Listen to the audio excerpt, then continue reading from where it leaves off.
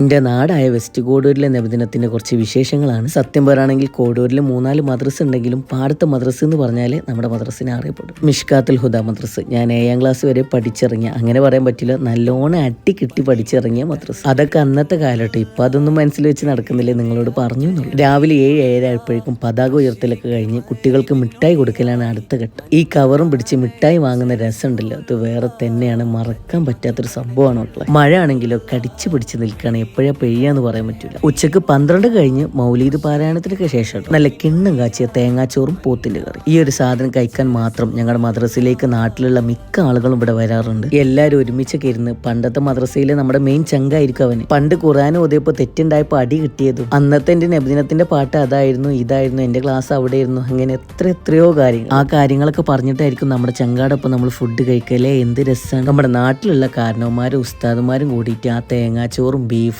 പപ്പടൊക്കെ പൊട്ടിച്ച് കഴിക്കുന്ന രംഗണ്ടല്ലോ, അത് വല്ലാത്തൊരു ഫീലാണ്. നബിദിനാവണം മക്കൾ, എന്നാൽ ഇങ്ങനെ ഒരുമിച്ച് എല്ലാവരും കിട്ടുള്ളൂ. ഇതൊക്കെ പറയാൻ കാരണം ഈ ചുറ്റുവട്ടത്തിൽ ഞങ്ങളുടെ മദ്രസയിൽ മാത്രം ഇങ്ങനെ ഇരുന്നിട്ടുള്ള ഫുഡ് കഴിക്കലുള്ളൂ. എന്റെ ഓർമ്മ വെച്ച കാലം മുതൽ ഇവിടെ തേങ്ങാച്ചോറും ബീഫാണ്. അത് ഇതുവരെയായിട്ട് മാറിയിട്ടില്ല, ഇനി മാറാനും പോകരുതെന്നാണ് എൻ്റെ ഒരു പ്രത്യേക അഭ്യർത്ഥന. ഇതിൽ ഏറ്റവും വലിയ ഫീല് നമ്മുടെ പ്രവാസി ചങ്കാൾക്കായിരിക്കും. അവർക്ക് ഈ വീഡിയോ പ്രത്യേകം ഡെഡിക്കേറ്റ് ചെയ്യുന്നുണ്ട്. ഇനിയും ഒരുപാട് നബിദിനാഘോഷങ്ങൾ നമുക്ക് കൂടാൻ പറ്റട്ടെ. അപ്പൊ ഇൻഷാ അല്ലാഹ് നബിദിന വീഡിയോസുമായിട്ട് ഇനി അടുത്ത കൊല്ലം നമുക്ക് കാണാം.